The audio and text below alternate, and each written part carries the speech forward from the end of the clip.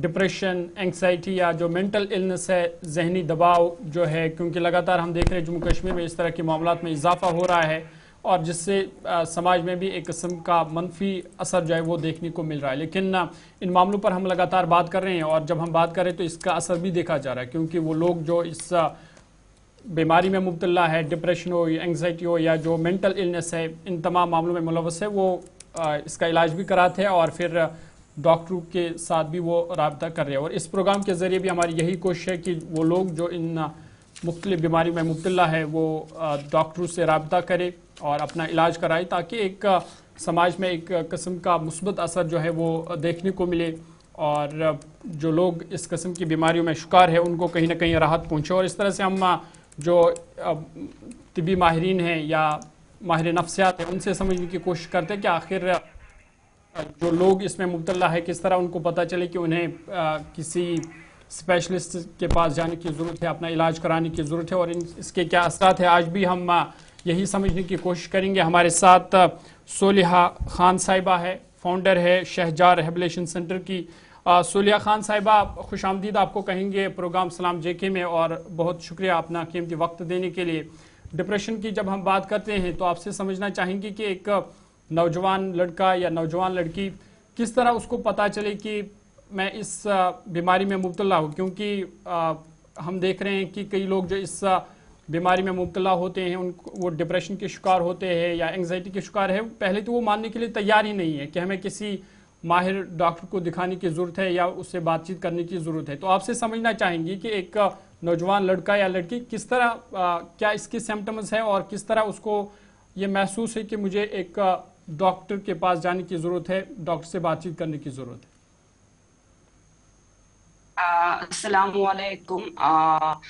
मेरा तहे दिल से शुक्रिया है गुलिस्तान न्यूज़ चैनल का। आप हमेशा ऐसा कोई टॉपिक, एक सोशल टॉपिक लेकर आते हैं जिसपे जितनी चाहे बात की जाए, हमेशा लगता है कम है। आप लोग इस बार मेंटल हेल्थ लेकर आए हैं, हमें लगता है कि हमने काफी बहुत ज्यादा देरी कर दी है इस रिलेटेड बात करने की, लेकिन कहते ना देर आए दुरुस्त आए। तो आप लोगों का बहुत बहुत शुक्रिया। आप ये जो भी मुहिम चलाते हैं, जिस टॉपिक पे भी चलाते हैं, तो लगता है कि आप बहुत ही अच्छा काम कर रहे हैं, क्योंकि आपकी रीच जितनी ऑडियंस तक है, जितनी ऑडियंस इससे अवेयर हो सकती है, उसके लिए it's a incredible job. So thank you first of all for that. दूसरी बात, किसी भी इंसान को खुद से ज्यादातर पता नहीं चलता है कि वो डिप्रेशन का मरीज बन रहा है या उसके बिल्कुल। अंदर कोई कोई कोई ऐसी चीज आ रही है जो उसको डिप्रेशन की ओर ले जा रही है। स्टार्टिंग में ही उसको ऐसा अंदेशा नहीं होता है, क्योंकि अवेयरनेस कम है, एजुकेशन कम है इस रिलेटेड। तो आपके सबसे पहले जो आपके लव्ड वंस है इर्द गिर्द के, उनको वो चेंजेस पता चलती है और वो उस रिलेटेड आपके सामने आके बात कर सकते हैं। अगर आपको पता भी चल रहा होता है, जो बंदा ऑलरेडी डिप्रेशन में है, आई डोंट थिंक सो कि वो ज्यादा जल्दी आके बाहर निकल के इस रिलेटेड बात कर पाता है। तो अगर वो बात कर भी पाता है, जो एजुकेटेड है, जिनको पता है इस बारे में, वो रीच आउट करते हैं हेल्प, राइट। लेकिन जो बेचारे रीच आउट नहीं कर पाते हैं हेल्प, तो उनके इर्द गिर्द जो लोग हैं, उनके फैमिली, उनके पेरेंट्स, उनकी जिम्मेदारी बनती है कि उनसे बात करें। सबसे पहले, अगर डिप्रेशन या एंजाइटी या कुछ भी ऐसी चीज है, अगर आप घर पे ही बैठ के आपके इर्द गिर्द के लोग आपको नोटिस कर लेते हैं, तो जितनी जल्दी हेल्प पहुंचती है, जैसे आप बोलते हैं डिप्रेशन को बनने में या उसका पीरियड जो होता है वो 2 हफ्ते होता है। 2 हफ्ते तक अगर आपका सेम बिहेवियर रहता है, तो दैट मीन्स हम आपका जो प्रोफेशनल इंसान है वो बोलेगा कि okay fine, you have depression और you are having symptoms of depression. तो अगर 2 हफ्ते में ही उसका इलाज पहुंच जाता है उस तक, या उसकी करेक्ट काउंसलिंग हो जाती है, करेक्ट थेरेपिस्ट मिल जाता है उसको, तो वो डिप्रेशन से निकलना बहुत आसान हो जाता है, एज कम्पेयर टू अगर आप उसको बहुत ही देरी में लेकर आते हैं, तो वो प्रॉब्लम हो जाती है। इसलिए जो इंसान डिप्रेशन से जूझ रहा है, उसके लिए ये अवेयर होना कि उसके साथ क्या हो रहा है, वो उसको खुद एक एजुकेशन की जरूरत होती है, क्योंकि हर किसी को नहीं पता कि डिप्रेशन की क्या सिम्टम्स हो सकते हैं। या उसकी फैमिली अगर उसके बिहेवियर में कोई चेंज पाती है, तो वो आके उससे बात करे, या वो उसको हेल्प दिलाए, वो उसको प्रोफेशनल के पास ले जाए। वो चीजें इंपॉर्टेंट है डिप्रेशन के इनिशियल स्टेजेस में। डॉक्टर सोलिहा खान साहिबा, एक चूंकि हम पिछले दिनों भी आपसे बात कर रहे थे और जितने माहिरीन हैं उन्होंने कहा कि डिप्रेशन या जो मेंटल हेल्थ की जब बात होती है तो इसकी डिफरेंट टाइप से मुख्तलिफ अकसाम से मरीज़ या एक शहरी गुजरता है और बाद में जाकर इसको डिप्रेशन का नाम दे दिया जाता है। इसकी भी डिफरेंट टाइप्स होती हैं। आज चूँकि हम सरमा से गुजर रहे हैं तो मुझे मुनासिब लगता है ये पूछना कि विंटर डिप्रेशन की या डिसऑर्डर की बहुत ज़्यादा बात होती है, ये असल में क्या है और क्या विंटर्स के दौरान किसी किस्म का डिप्रेशन जो किसी शहरी कोई अगर मुब्तला हो जाता है इसमें, तो विंटर ख़त्म होने के साथ इसकी अलामत यह है कि ये ख़त्म हो जाता है या विंटर्स ख़त्म होने के बावजूद भी जारी रह सकता है? ये इंडिविजुअल टू इंडिविजुअल डिपेंड करता है और उसका कोपिंग मैकेनिज्म कितना, उसकी ability to cope with that depression depend करता है जी। विंटर, ये जो सीजनल, इसे सीजनल डिप्रेशन कहते हैं। ये हर सीजन, जरूरी नहीं है विंटर सीजन के ही डिप्रेशन हो, किसी को रेनी सीजनल डिप्रेशन होता है। कनाडा में एक बहुत बड़ा प्रोविंस है कैलगरी। कैलगरी में आपका 8-9 महीने सिर्फ बरसात होती है, सिर्फ बारिश होती है, तो उसको रेनी डिप्रेशन वहां कहा जाता है। तो यहाँ पे विंटर हमारा 3 महीने का है या 4 महीने का है तो हम कहेंगे इसको विंटर डिप्रेशन है। ये मूड स्विंग्स पे डिपेंड करता है। किसी को धूप अच्छी नहीं लगती तो उसका बोलेंगे कि उसको जी धूप से डिप्रेशन होता है। किसी को विंटर का फॉगी क्लाउडी चीज अच्छी नहीं लगती तो उसको उस वजह से उसका मूड स्विंग चेंज होता है। It's all the mood swing, ठीक है, कि किस मौसम से आपका मूड चेंज हो जाता है। ठीक है, तो ये किसी का 3 महीने तक रहता है, किसी का 4 महीने तक रहता है, और किसी का जाते जाते विंटर खत्म हो गया तो वो खत्म हो जाता है, और किसी का 1 साल से 2 साल तक रहता है। तो वही डिपेंड करता है कि आपके इंसान के अंदर उसकी ability to cope with the stress, to cope with the depression कितना है, और उसकी मेंटल वेल बीइंग कितना है कि वो इस मूड चेंज से बेटर हो सकता है, या फिर उसको थेरेपिस्ट की जरूरत है या उसे डॉक्टर की जरूरत है। It all depends upon an individual person कि वो किस तरीके का, उसके अंदर एबिलिटी कितनी है, कितना वो स्ट्रेस से या डिप्रेशन से लड़ सकता है, या उसे कितनी हेल्प की जरूरत है। Again it depends upon individual, again it depends upon the family जो उसके इर्द गिर्द है, वो कितनी चेंजेस उसके अंदर नोटिस कर रही है। कुछ ऐसा होता है विंटर में लोग आधे सोते रहते हैं तो सोते ही रहते हैं, या किसी को नींद नहीं आती है किसी वजह से। तो ये सारा खेल आप किस फैमिली में आप हो, और वो बंदा किस फैमिली में है जिस उस डिप्रेशन से गुजर रहा है, फिर वो फैमिली और उसके लव्ड वंस या वो खुद कितना उस चीज से बाहर निकलना चाहता है, वो कितना हेल्प सीख करता है, वो बहुत इंपॉर्टेंट करता है हमारी ही कम्युनिटी से, हमारे ही बनाए हुए माशरे से, हमारी ही एक फैमिली से जो उस बच्चे को देख रहा है या उस इंसान को देख रहा है उस चीज से जूझते हुए। ये डिप्रेशन, जहनी तनाव या जो गैर यकीनी सूरत हाल है, इज़्तिराबी कैफियत है, ये जो बेचैनी है, ये हम सुनते आ रहे थे मैडम बहुत कि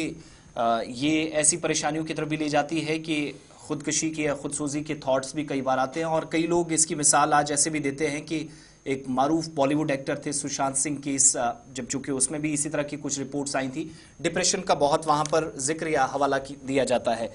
कौन सा ऐसा स्टेज है डॉक्टर सोलिहा साहिबा की जहां पर ये पता चल जाए कि अब मेरे बस से चीज़ें बाहर हैं, मुझे यहां से आगे जाकर किसी क्लिनिकल साइकोलॉजिस्ट से, किसी काउंसलर से या डॉक्टर से रुजू करने की ज़रूरत है? किसी भी इंसान को अगर 2 हफ्ते से ज्यादा सेम सिम्टम्स अपने अंदर महसूस हो रहे हैं, कोई चेंज ज्यादा महसूस नहीं हो रही है, 2 हफ्ता कंटिन्यू अगर वो सो रहा है तो वो सो ही रहा है, या नहीं नींद आ रही है, या खा रहा है तो बहुत ज्यादा खा रहा है, या बिल्कुल खाना छोड़ दिया है, या एकदम आइसोलेशन हो गई है उस इंसान की, या बात नहीं कर रहा है किसी से, या जिस तरीके का वो पहले एक्टिव हुआ करता था या हुआ करती थी वो वैसा नहीं है, अब लो फील कर रहे हो तो बहुत ही ज्यादा लो फील करते हो, हाई फील करते हो तो बहुत ही ज्यादा हाई फील करते हो, एकदम जो नॉर्मल बिहेवियर से हट गया है और आपका ये 2 हफ्ते से कंटिन्यू चल रहा है। जरूरी नहीं होता है, कभी क्या होता है कि कोई अचानक से बंदा लो फील करता है, उसके न्यूरोट्रांसमीटर्स, जरूरी नहीं है उसके लिए कोई हादसा हो गया हो जिंदगी में,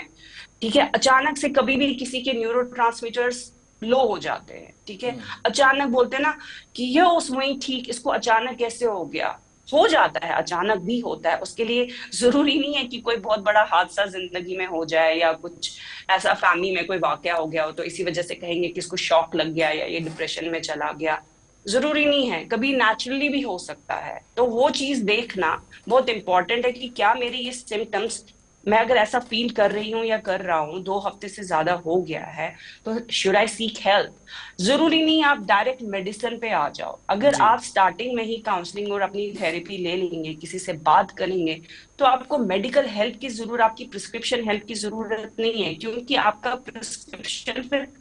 अलग वो आप पे डील करता है, फिर आपको अलग एक मेडिसिन की एडिक्शन हो जाती है, जिससे बाहर निकलना फिर और ज्यादा मुश्किल हो जाता है, क्योंकि वो डिपेंडेंसी आ जाती है उस पे कि मैं मेडिसिन के बगैर सो नहीं सकता। ठीक है, मतलब अर्ली चाइल्डहुड भी एक रीजंस हो सकते हैं डिप्रेशन के। अगर हम अर्ली चाइल्डहुड से ही स्टार्ट करें, हमारे 10 से 19 साल के बच्चे, आप देखिए एडोलसेंस की एज में ही आजकल डिप्रेशन एंजाइटी के शिकार हो रहे हैं। तो अब अगर हम वहां से ही अपना काम करना शुरू कर दे, अपनी family, loved ones, community members, तो हम बहुत ज्यादा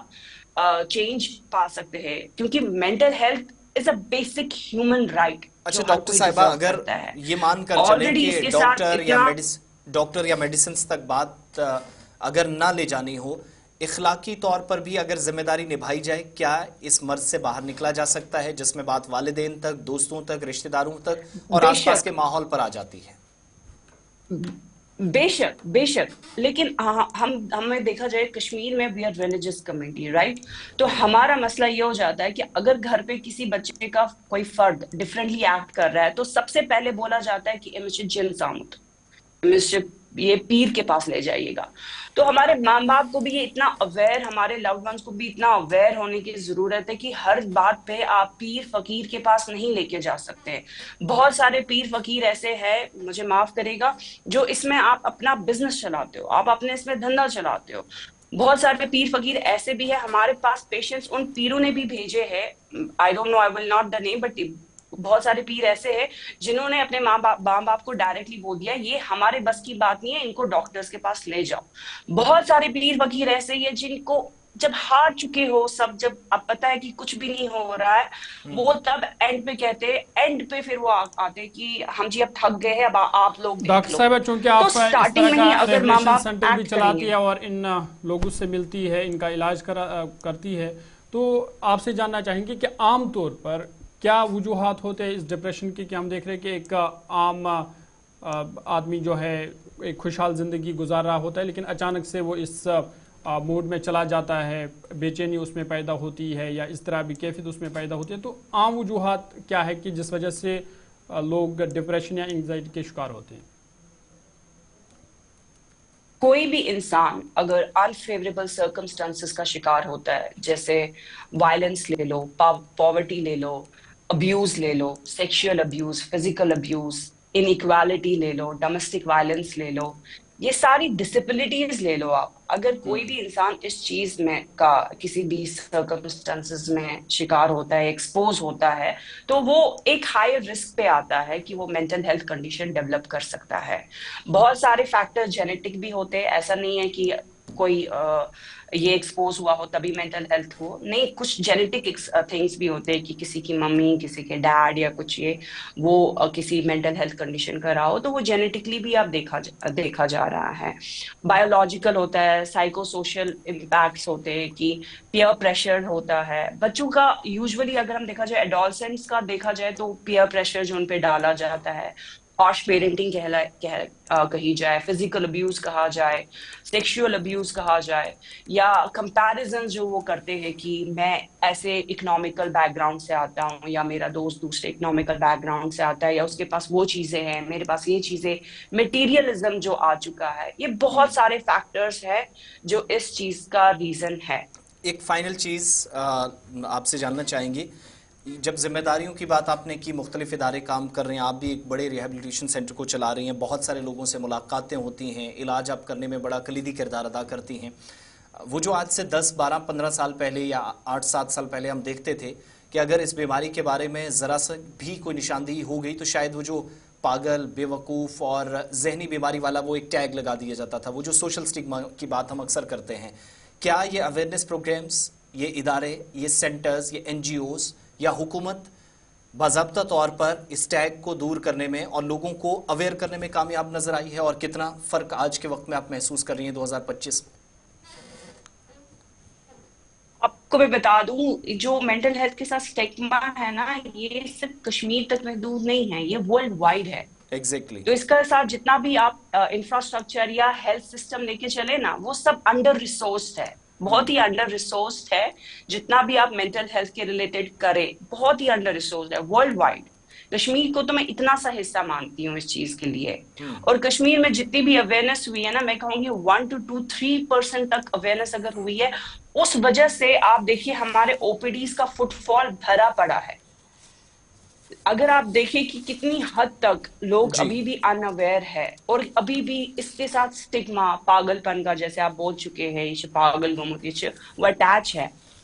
जब तक कि हम मेंटल हेल्थ को एक जनरल हेल्थ चेकअप ना, वो दायरा ना दे, कि जैसे हम अपने जनरल हेल्थ चेकअप का करते हैं हर 2 महीने बाद, हर 3 महीने बाद हमारा पूरा जनरल हेल्थ चेकअप होता है और उसकी प्रायोरिटी दी जाती है घरों में, वैसे ही मेंटल हेल्थ को भी एक उतनी ही प्रायोरिटी जब तक नहीं मिलेगी, हम ना अवेयर, उतनी हमारी ना अवेयरनेस हुई है, ना फिर हमारी उतने लोग आए हुए हैं अभी भी। I can't even tell you कि ओपीडी में जब हम पेशेंट्स देखते हैं तो किस तरीके से लोग हमारे पास आते हैं, कि उनकी माँ को भी ना पता चले, उनके बाप को भी ना पता चले।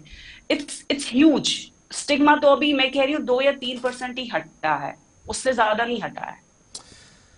सोलिया खान साहिबा बानी हैं शहजार रिहेबिलिटेशन सेंटर की। हमें उम्मीद और इस दुआ के साथ आपको भी खैराबाद इस प्रोग्राम में फिलहाल कहेंगे। बहुत बहुत शुक्रिया आपका कि आने वाले दिनों में मजीद मस्बत और बेहतर नताइज की तरफ हम सब जाएं, और जो आपका किरदार है उससे हज़ारों लोग मुस्तफ़ीद भी और मुतासिर भी हो। बहुत बहुत शुक्रिया इस प्रोग्राम में हमारे साथ ज्वाइन करने के लिए।